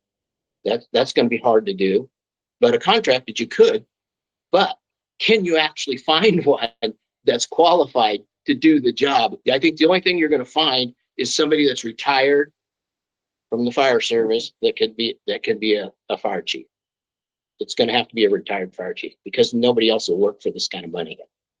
So, Gotta be able to get insurance. yeah, you need to be bonded. okay, so So any other questions on any of those budget items? Even though that the medical supplies are that 80% of our calls are fuel, tires, maintenance on the ambulance. I mean, there's a lot of other things that come into that. It's not just medical supplies. Training for EMTs, to have the EMTs here available to go. All these things tie in. They're not separate items by themselves. They all work towards the total budget. I want to say one more thing, is that you're concerned about, well, if you have it at $1.39, Yes. it's not going to Yeah, pass. this Well, number is how do you based know that? on the And if total. we put it on the ballot, and if for whatever reason it doesn't pass, then the next opportunity is November. It kicks the can down the road. However, we would have feedback from the community on whether that is too much. Then we go back and we make revisions. We have more meetings. We get more feedback of what people really want or what they can afford. But to not have it on this May ballot is only going to extend how much we're dipping into reserves, and which we have very little. I've been on the budget committee. I know this, that it keeps going down and prices keep going up and regulations keep happening. So there's things you have to do, and all of that is just going to weigh things down. The longer we wait to try and get additional money for this fire department is going to make it even harder. You know, we need to ask for more, or we need to cut out a lot of things. So I think it should be up to the voters of this community to say yes or no. And if it passes, fantastic. If it doesn't, we learn from that, we get the feedback, we have another shot in November. But if we don't go for it this May, then it's just, it's just like what Congress does. They kick the can down the road all the time. And we really can't afford to do that. Because in the meantime, more people will probably get cancellations of their insurance and have a heck of a time trying to find it and pay more for it. And it's just going to continue to go downhill. I would suggest that we let the voters make the decision.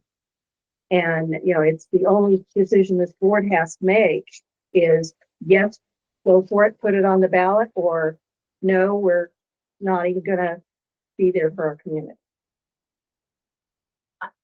Okay, Ma'am, contribution. so let the board do their thing, man. Importantly, you wait to comment. Like, what I'm reading on this budget. I just asked Bob because I'm a little bit confused on the numbers here. So in column 1 under good, the total that we would be bringing in, if we approve the $1.39 plus the 99 is 283,800. Is that correct? Yeah, we'll bring in 280, but we've got 2,000 in interest and 1,000 donations. So yeah, the taxes would bring in 280. And also, just so you know, we only usually end up getting 95% of that. We never, because you know, there's some people don't pay their taxes. That is almost always 5%. Sometimes it's 6%. Okay. So what I just did here, I added up column 1, the 99 cents 1,000, which you already have a total of 135,530. If we double that, 135,530, we come up to $271,600. So we're only $10,000 off Right.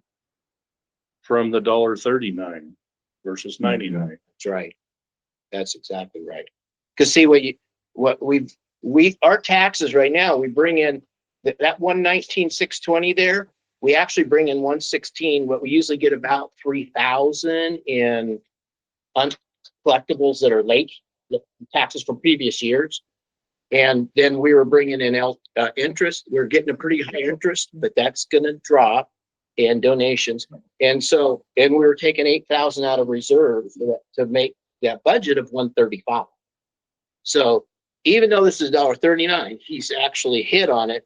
Is it really 270 is what our budget would be. So with the 139 though, it does bump it up to 280. So it's not taking it up that much more because our budget isn't based on 99 cents because we don't have enough money for 99 cents. But we can't make that budget work anymore.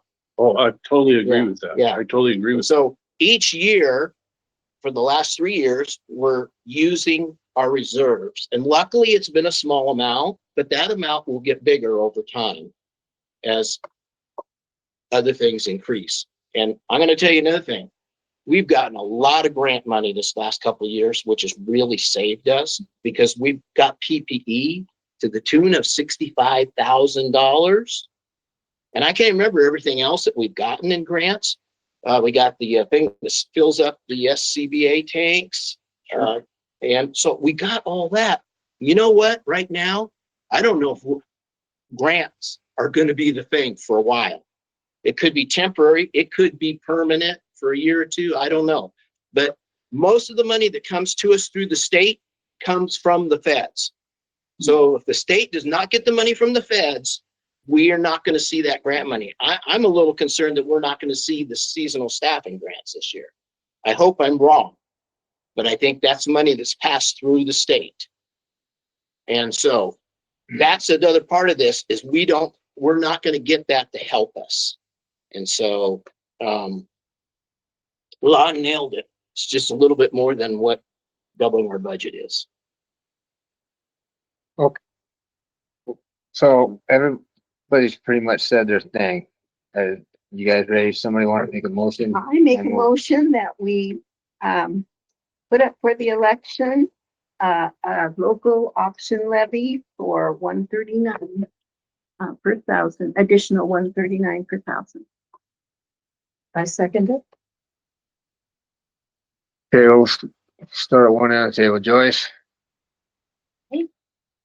Pam? Aye. Nay? Nay.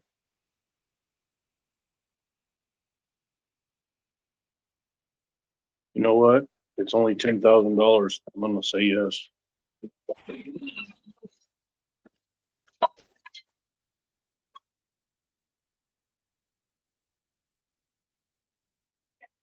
Okay.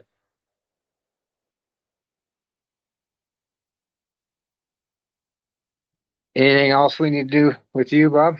Well, now we have to do the resolution. Do you have one or do we need to? Have one. So, and I will have to I talked to our attorney on Friday. But when I talked to him, it was late in the day and he was off today, so I wasn't able to run it by him. So I'm still gonna have to run it by him to make sure, but I think I'm all good because the one that I used, where did I put it? The resolution that I used was based off of Fire District 4's. I used their template, which had been run by legal, but I still want to run it by ours to make sure. So if there's something wrong, I'll have to, We'll have to re-sign it, right? yeah, well, I'll probably have, Or should we wait to sign it? no, I would like to get it. Here, if I can find what I did with it. I had it here somewhere. Oh, here we are. All right. So let me explain the process to you guys, okay? So the first thing that we do is we submit, we'll do this resolution, and then we're gonna submit form, I think it's 805, which is applying for a ballot title. So we apply for a ballot title, and when we do that, that goes to the county. They give us a title and it gives it a measure number, and then they have to publicize it in a local paper for 10 days or some period of time. And then after that, then we have to follow up with this 803 form, which basically is putting the measure together and all the verbiage that will go in the voter's pamphlet. And so, and I want you guys to see that at some point as well. But, oh, good, they made copies. All right. Here we go. So this is a copy. Let's see. I think I have it. We'll share. And since the chief will be signing, well, you guys are signing the resolution, but then he'll be signing the forms. That's the way it usually works. So, so you guys can go ahead and read that. And so we have to have this, ballot title went in by the 28th. So, This month? yes, of this month. And so what may have to happen, if there's anything that the lawyer says this is not, there's something wrong, which I'm pretty sure there's not, but if he says there's something wrong, we're gonna have a special meeting in 24 hours somehow to make, and he said you can call a special meeting with 24 hours notice. And so if we need to do that, but I think we'll be okay. But what I'm gonna do is read this resolution. It's not that long. We'll read it into the record. You can see the ballot title Exhibit A there, which kind of explains what we're looking for the levy for, and the 805 form that's all filled out. And you know, one of the things I told you I spent hours on, in this ballot table, in the summary, you have 175 words. I wrote mine all out. I had like 370 words, and I had to keep cutting and cutting and cutting. I got down to 183, and I'm like, how can I get there? Finally got to 174, because yeah, I guess maybe I'm not good with English, but you had to you don't have extra words in there that aren't needed. All right, so here we go. Resolution to place a 5-year local option levy on the May 2025 ballot. Whereas the directors of the Prospect Rural Fire Protection District, having reviewed the financial condition of the fire district, find a need to seek a new local option levy for general operations. And whereas the district's current permanent tax levy of 99.02 cents per thousand assessed value will not allow the fire district to maintain staffing and service levels. And whereas the district board believes that seeking this new levy is in the best interest of the residents of the fire district and considers the board's obligations to be fiscally responsible with tax revenues. Therefore, be it resolved as follows. Prospect Rural Fire Protection District calls for election to be held on the 20th day of May 2025 for the purpose of submitting to qualified voters of the fire district the question of approving a new 5-year local option tax levy at the rate of $1.39 per thousand of assessed valuation per year, beginning in the fiscal year 25-26. The caption, question, and summary for the ballot title shall be set out on attached Exhibit A. The fire chief shall complete SEL 805 with the text from Exhibit A. The resolution and SEL 805 shall be submitted to the elections officer for Jackson County for the publishing of the required notice of receipt of ballot title in a paper of general circulation within the fire district in the manner required by law. Upon completion of the ballot title notice period, the fire chief shall complete SEL 803 and file the form in accordance with applicable law. The text for an explanation statement attached here too as Exhibit B is adopted and shall be published in the voter's pamphlet. I don't think I have B here for you, but it's, I will get that for you. I don't think I have B here yet. No. That's what I still have to work on. Is adopted and shall be public, because we have a little time on that, but I'll get it to you right away. Published in the voter's pamphlet. If the county publishes a voter's pamphlet for the May 25 election, the fire chief shall complete the necessary forms with Jackson County to submit the explanatory statement for publication. The elections officer for Jackson County is hereby directed to proceed with the election by placing the measure on the ballot. The fire chief and elections officer for Jackson County are authorized and directed to take such actions and to proceed with the election as provided by state law and this resolution.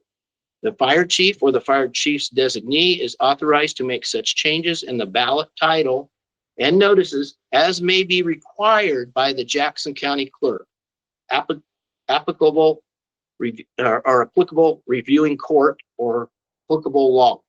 The resolution shall become effectively immediately upon its adoption, dated the 17th day of February, 2025. That's the resolution. These are the parts. So you guys, if you want to do that, you need to make a motion to approve this resolution. And then if there's any issues, I will talk to you tomorrow. When's your ballot title? The ballot title is totally separate and that just goes to the local election board. Am I correct? All goes to Jackson County. Yes. And then that's basically what they put on in the voter's pamphlet on the ballot. The ballot title is just to get a title and a measure number. It'll be like 15-839. And then it'll have the title. Then after that, then we have to do the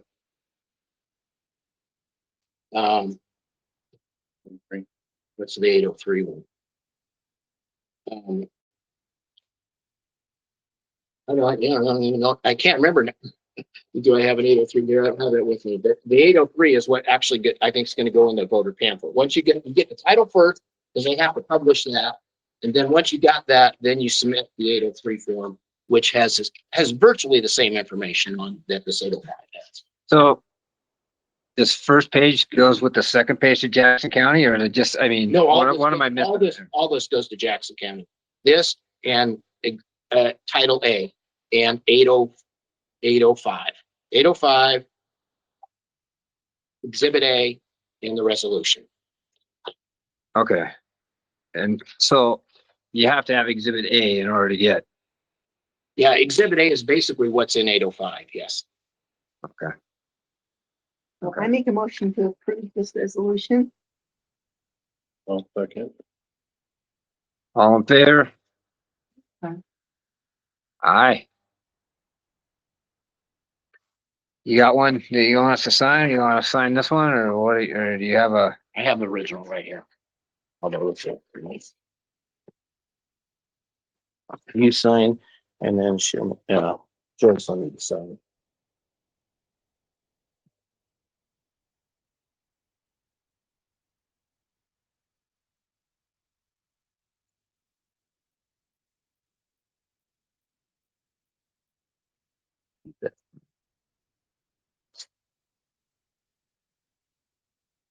Anything else you need us to sign? I think that's it for now. at this And point when are you gonna run that by the lawyer? tomorrow.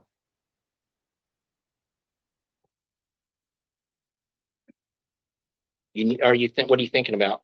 I'm just thinking, if we have to have a meeting, I can't have one Wednesday, Thursday, or Friday. I won't be there. I mean, you guys can have one. Well, we could do it. You guys can have one. I wouldn't. We could do it without you. I mean, I'd Right. like you to be there, but I think everybody should be there. So this is so important, but I totally understand your work schedule. But even if I wasn't there, do it. I would still have to sign it, which I could just sign it, right? I mean. Yeah, oh yeah. I mean, I wouldn't have to sign it at Yeah. the board meeting, right? I mean, you guys could have the board meeting and then Right. whatever you approved, I would just, me Yeah. and you could get together and I could just sign it at 3 o'clock in the afternoon on whatever day, right? Am I tracking that? Yeah, yeah. Okay, so you'll let us know. Let me know tomorrow, please. If What we're do you- good. Well, either way, Yeah, right? yeah. I mean, just so we know, right? Yeah, I mean, totally. I would personally like to know that, yeah, it's good, or no, we gotta, well, obviously you're gonna tell me if no, but right, but I'd like to know if it's good anyway. Yeah, just so you don't have to worry. No, I totally got you. I don't totally have you on that. Okay, anything else with that? No, I think that's it. We'll just see what happens. Okay. Number 14, chief's job description, Bob Scott. Back in December, um, the four members of the board we had at that time at the library decided we were going to go out to local fire stations, talk to their fire chiefs to get job descriptions that we could possibly use to help us write one for our fire chief. We were supposed to go to Lake Creek, Butte Falls, and Evans Valley. And I didn't get the one from Evans Valley. I got other things. But we did get the one from Butte Falls. We got one from Butte Falls. We got it tonight. I know. It's I here. gave it to you. The one we got from Lake Creek, we got 2.5 months ago. They were good. The board members all got it. And hopefully they have gone over and looked at it. But with this one we got from Butte Falls tonight, I think we need the opportunity to look at it and compare the two and make a decision of what we want to do to present to the board a job description for Lyle. And so I'd like to postpone this till next month, so we have an opportunity to do that. Yeah, that works for me, right? Does it work for everybody? Right, we'll put that on the agenda for next month, right? Yeah, I'd like to suggest that you guys really try hard to get Evans Valley or another one like that, because the two that you have are not what we do. Okay. I'm just saying that. Those are much more, or Chiloquin, those are much more volunteerish. I mean, Okay. I have a question. The one from Lake Creek. Albert, are you meaning to say contract in your same job description, or are you talking about a job description? Oh, pardon me?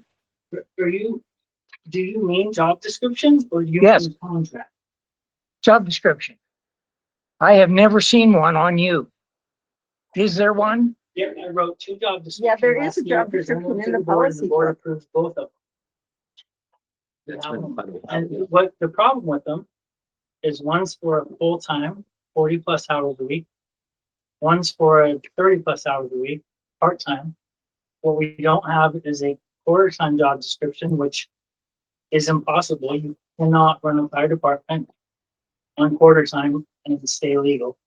So that can't be done. We can't give you a job description? Is that what you're saying? You can't give a job description that would meet legal requirements and could be physically doable in 9 hours a week. That's impossible. You won't find that in any other districts. If you look at Chilton, you'll find a full-time fire chief and a completely volunteer fire department. A full-time fire chief with a full-time assistant. and then a bunch of volunteer firefighters and EMTs. You will never find, I don't think you're gonna find what you're looking for. You could find something close. Again, don't go to Butte Falls unless you want to immediately drop a medical response and saving houses. Okay, well, So, let's talk about this next month. Is that okay? It's 9 o'clock. Is that okay with everybody? Mhm. And if somebody wants to get another job description to go with these two that we got, by all means, Evans Valley to Chili Plant or whatever. Is everybody okay with that? Yeah. Okay. So that's done. 15, public comment, limited to 3 minutes per speaker. Does anybody have any public comment? I do. Okay. I think it was a good decision. Very refreshing. Couple other things. Thanks for the brush project you've been running a while. A whole community burned up in Southern California about a month ago because they wouldn't cut the damn brush away from the houses. And also in that area down there, it failed to pass a levy that would improve that whole fire system down there in that most expensive country, a property and the work. Those people wouldn't pass a tiny levy to repair the fireworks, everything that needed. And those people are richest in the world. The money you are asking for up here, they would consider chump change. It's nothing. We squander that kind of money every month up here. People just don't realize it. I hope they realize it when they go to the poll. It's my vote, whatever it is. Oh, something else too. You talk about federal money being available. I know this person. Upside down. I know this person. This is the rat shoe right here. They didn't respect the time. This person right here was the war hero. He was wounded 4 times. They didn't put the other 2 on here because there's some kind of regulation about you can't have duty when you've been wounded 2 times. But this guy right here just got an email telling him that he should reduce his lifestyle. So, because almost certainly his money that he got from his military service will not be forthcoming. This guy was a hero. He saved Afghani people. He saved kids. He saved people from his own rifle squad. And now, nothing. Yeah. I hope none of you people here are affected by this. But this is the thing right here that indicates that federal money will not be available to places where it should be going. It's kind of all sorts, but I thought I'd just pass it along. This is what's going on economically in this country, and it will not continue, and it's going to get worse. It's just the beginning now. Thank you. Any other comments? I just have one, and it's just in lieu of getting the levy and as much support as we can. There's gonna be a voters pamphlet. Everybody who feels strongly about and knows why we need what we need should follow the whatever the regulations are to be able to put something in the pamphlet. Yes, So, people need to write their, but we need to make it their coming up opinion. really Yes. fast. So Yes, if you have a pro the date? thing, talk to Melissa. She'll give you the information how to do it. But they'll only accept a certain number. well, right, Okay. and so we want to get strong as we want to know the, Mm-hmm. you know, So how many words you can put, all the requirements for it. Another thing we're gonna wanna do is ask people who are willing to put their name on a brochure that we send out to every address saying I support the levy. Yeah. And so that they can see their. Just because I know neighbors it's late, supporting it. but we Yeah. have to really move on, right? Yeah. By the way, the forms for that are available online, Okay, through the elections, but they said we might office. not have a voters pamphlet, right? What bothers me. no, No. Okay, Just the verbiage said, if they have a pamphlet, we'll put something in. right, so I need to make something real clear. For staff and volunteers.